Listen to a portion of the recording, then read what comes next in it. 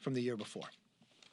This isn't a relief bill. It's pretty much a payoff for Pelosi's political allies, and it will be the American people paying the bill.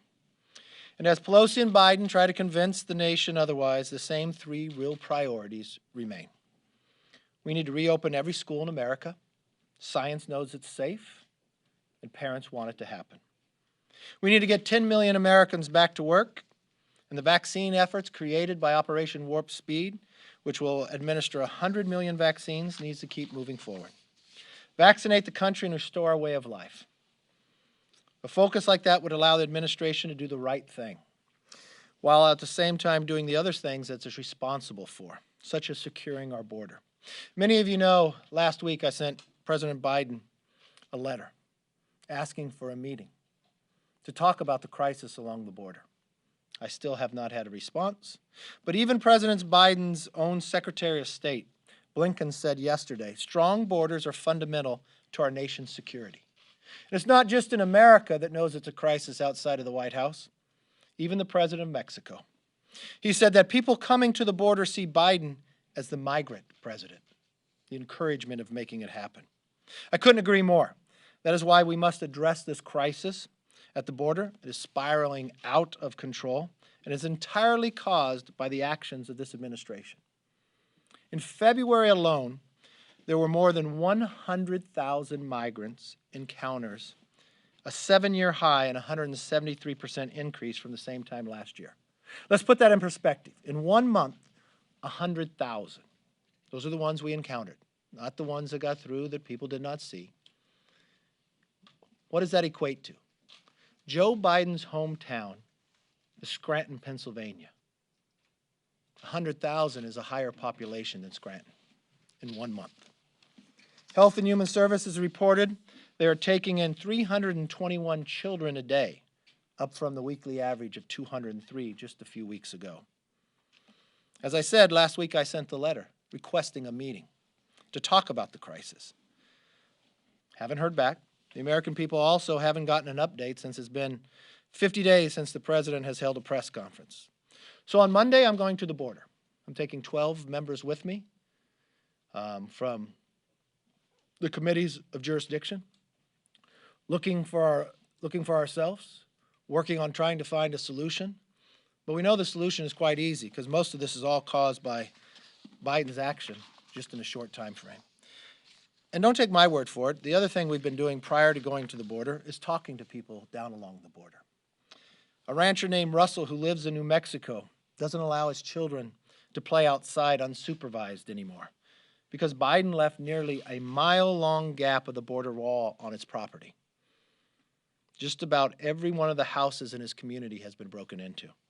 Not only that, the cattle are getting sick from the stress of hundreds of people crossing by them every day. The cattle wander out through the broken fences to Mexico.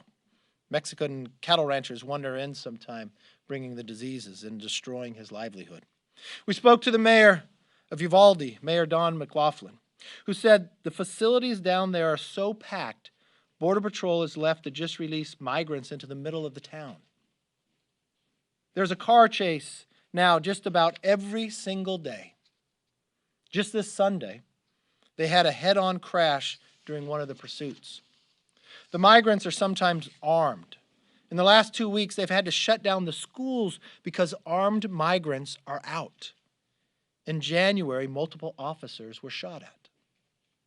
That's just this community. And a member of the Texas Farm Bureau told us on an acquaintance on his southern Arizona was just forced to move off his ranch because his 6-year-old daughter was missing. They followed tracks south of the ranch until they found her sitting alone barefoot, miles away from their house after Border Patrol tracked down the group. One common theme here is this is not a political issue anymore. It's becoming a national security concern. That's why I sent a letter to work with the president on the crisis he created along the border, just for a meeting. He hasn't even acknowledged the crisis he created, let alone set a time to meet to solve it. With that, let's open it up for questions. Yes, sir. I wonder if House Republican leadership anticipated Marjorie Taylor Greene's motion to adjourn yesterday, and if you have any thoughts on a statement she put out after 40 Republicans voted against it, slamming them as the 40 white flags of the Surrender Caucus and accusing them of working with Democrats to destroy America. We can always think Marjorie's going to do that. They kicked her off all committees. That's the only committee she has. Every member has a right to make the motion. People have disagreements on the strategy and what's best to use, but there's a frustration on the floor, not just with Marjorie, not just with Republicans. I sat with a Democrat today to talk about policies, and she's very frustrated with the wall around the Capitol. You know, a lot of people say, are you going to the border to look at the wall? No, I could look right outside my window. The frustration of taking away the minority's right for a motion to recommit. It's been more than 100 years. The idea that now we sit where members, do they even come up and show for work because of proxies? Committee staff and committee work, is it even produced? A schedule that's never kept to, that you think you're going to have a district work period, and the next day they say, no, we're taking that back. Bills that come to the floor that never have a say in your own committee but affect your district. Yeah, there's frustration all around. So did we expect it? Yeah, I expect others to do the same. Probably on the Democrat side as well. This is probably the poorest run Congress in the history of Congress. It's the least effective Congress in the history of Congress. The only one worse was the Congress before it. Yes, sir. The COVID relief bill, 75% in most polls. I'm curious your thoughts on that, and what is, in your estimation, 3/4 of the country missing? Well, I don't know that they've read the bill. I don't know if they know what's in it. I think when they find out that less than 9% of it goes to COVID, but in San Francisco that has a $650 million deficit, the city, 92% of their deficit will be taken care of. And they won't have to wait to 2023 like the schools have to get their money. They'll get their money now. So if you're part of the swamp, it's pretty positive. If you're a federal employee, you'll get $21,000. But if you're in the private sector, that your kids have been out of work, you're not going to get anything. If you're a state employee, they added it up. If you come in here illegally, you're going to have assistance when it comes to your health care. So I think as people read this, they're going to find out no. And I think if there's a correlation to it, I'd go back to, what is it, January 28, 2009? There were some same people at the White House that were in that administration that thought a stimulus bill was really going to turn the country around. It had about the exact same approval rating. A month later, it dropped 12 points. By the time November came around, more people thought Elvis was alive than the stimulus created a job. Why? Because they wrote the bill the exact same way. They rewarded their political friends instead of solving a problem. How do you call it a COVID bill when less than 9%? And you make it the single largest? Does it put, I mean, every time we've been able to do a bipartisan bill, what has changed? Administration. And now it's going to be singly one way. You know, every time that happens, whatever piece of legislation is made probably has some problems in it. And the only bipartisan vote here was against it. Yes, sir. Can I follow up on that? I mean, Sure. You laid out some of the goals that you want to see, schools reopening, jobs coming back. I think even total skeptics look at the improving environment around the virus and think a lot of that stuff is going to happen. But do you worry that by voting no on this last bill, like the only people who can't take credit for that will be Republican lawmakers? No, we just passed 5 bills, and you just laid it out from the very beginning. Look how strong the economy is right now when people didn't think it would be. So you know the PPP program we created? Pretty good program, was it not? Providing the ability to get one. These states, when people thought they were going to have a lot less revenue, we just found out they don't. So why would you change the revenue function of how you provide money to the states simply based upon whether they're blue or red? Well, you're partisan.